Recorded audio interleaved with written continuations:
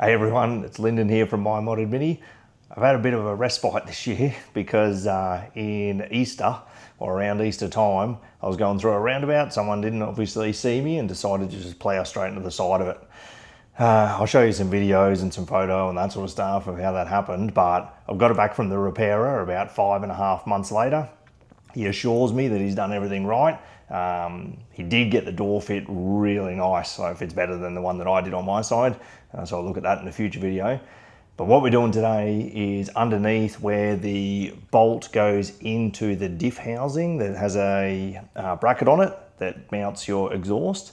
That thread in there has stripped out. So I've gone and grabbed a Helicoil kit because as it moves a little bit, as the engine moves, I can just hear the exhaust underneath the car just tapping onto the gear housing where your gear lever comes down through your floor. Going for a bit of a cruise tomorrow on a nice Monday on holidays, so I don't want that tapping the whole way there. So we'll get into this and fix up the Helicoil. I'll explain how they work as well.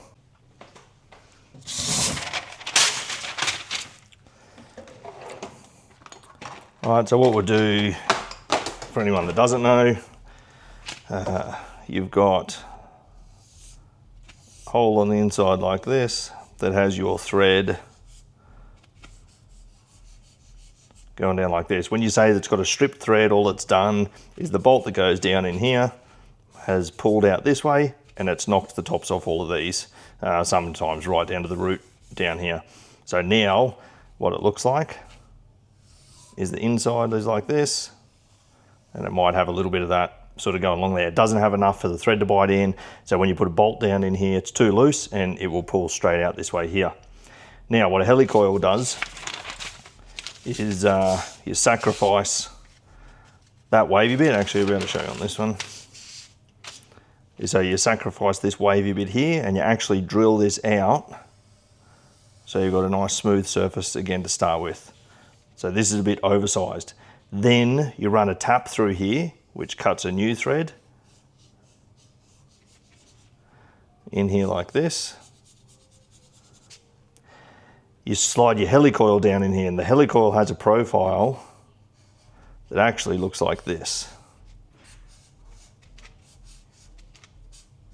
Oop, like that. And then what it's doing is it's putting the new thread on the inside so that your bolt can go back in there. I've used these for years in a heap of different projects that I've done, had no issues with them. There are reports of people that say that it's stronger than when it was there originally done. I don't know about the claims of that, but what I know is that it's worked every time for me and I haven't had any issues with it. I'll show you what the kit looks like. So this is an actual Helicoil here. Let's see if I can get this to focus that close. So it's like a little spring that has sharp edges on it and it's in your thread. So whatever you've bought your kit of, it's the thread that you need on the internal size. Comes with a couple of the tools. The insert tool is the one that you actually drive it in there with. Your drill is the specific drill size for this Helicoil, and then you'll have a tap on here. So this one here, I might not be able to get that to focus enough, but it's a 5/16 UNC. So that's what it's saying. But what it will do is it will cut the thread on the inside of the new hole to fit this on the inside, and then the internal of this, so the female of this, will be a 5/16 UNC for your bolt to go back in. All right, so the first thing that we've got to do is we'll take the exhaust off because it'll just give me a bit more room, or I'll just drop it down far enough. So I've got the car jacked up. It's on axle stands. There's another stand at the front there. I've got the jack there just in case it crushes me and the missus can grab me out. But I'm just going to tap the extractors off there, pull the exhaust down at the rear, and that will drop it down to give me enough room to get under there and work. And then once that's done, I'll be able to put the drill through, run the Helicoil through it, put the new thread inside, and then we'll see how it goes from there. All right, next one's to take off. These ones in here. I've actually just got a strap of conveyor belt rubber on there holding those ones up. Yeah, it hasn't failed me yet. It's been on there for a few years now and it's still good to go.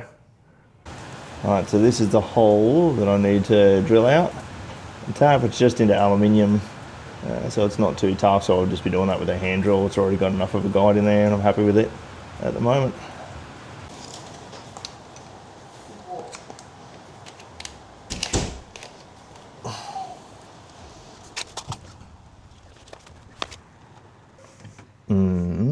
That's the problem. The drill won't fit in now. All right, so I changed the plans now. I've just had Shannon's insurance thing come through for a large damaging hail, so I don't want the missus's car in our garage. I'm just gonna nip a little bit off that bracket so the exhaust can go back on there without touching it, and then I'll go and get a 90-degree drill because my drill, even with the compact driver, won't fit under there. So I'll get a 90-degree one, and then when I'll be able to put the helicoil through and there'll be no dramas after that. Cheers. Hey everyone, okay, so I'm back. It's been probably about a week because we had Christmas, New Year's and all that sort of stuff in between. It's about 40 degrees down here today, but I've got the Mini all jacked up again. I've got my right angle drill in here. So I'll give it a go for its first crack. And yeah, we'll get underneath the car, see if we can get that 8.3 in there to make sure this drill's a little bit, a bit narrower than the other one, and we'll see how it goes.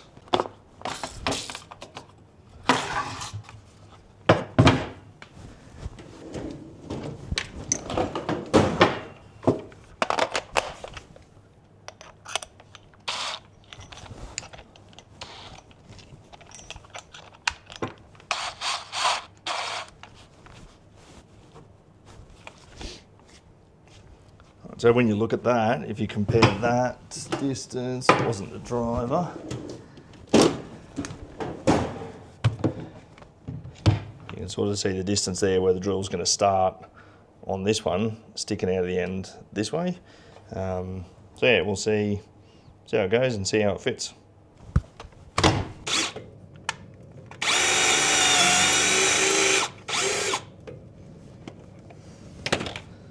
All right.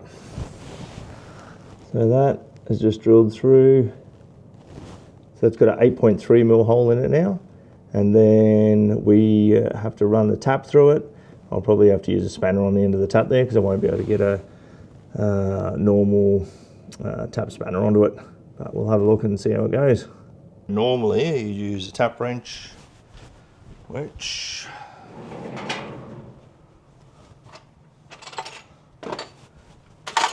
is looking like this. But the problem is if I put that underneath the car, I won't be able to spin it fully all the way around. So what you can do is you can take one of the handles out.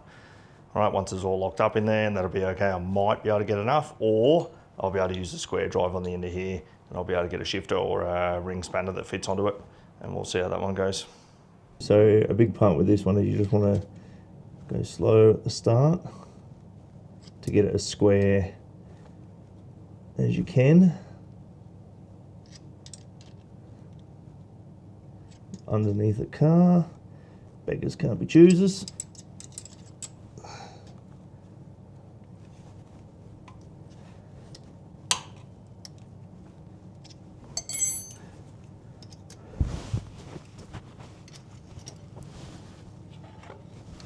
I'll try and get a better angle on this.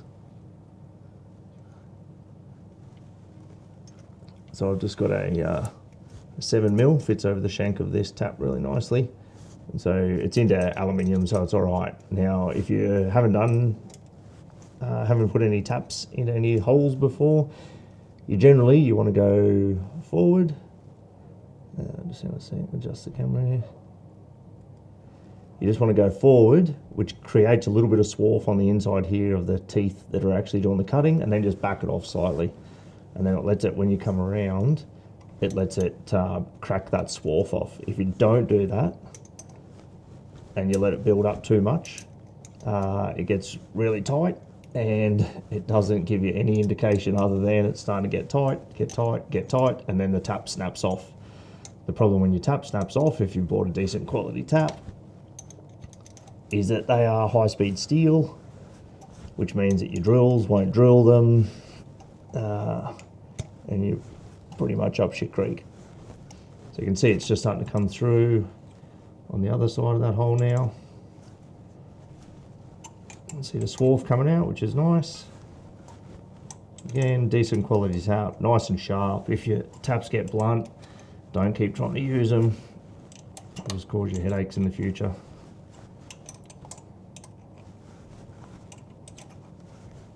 So what we have to do is use this tool that comes with the kit. It's got a little slot in there, and you see the helicoil's got a tang on one end, doesn't on the other.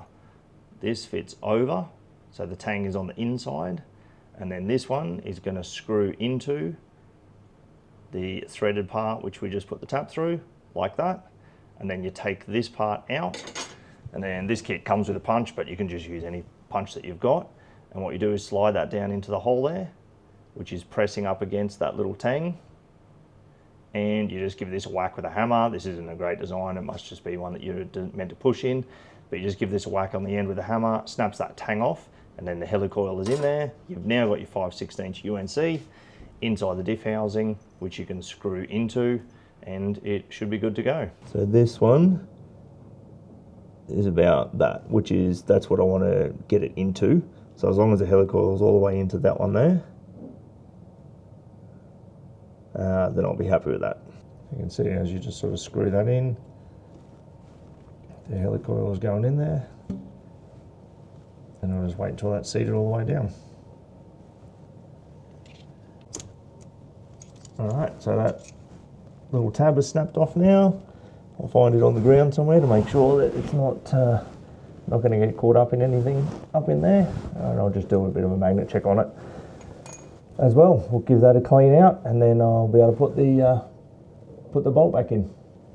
Alright, so I just got the exhaust pushed back up on the extractors. I'll go and attach it at the other end, and then I'll use a small taper drift here just to make sure that that's lined up all right before I put the bolt back through there. We're pretty close to being done.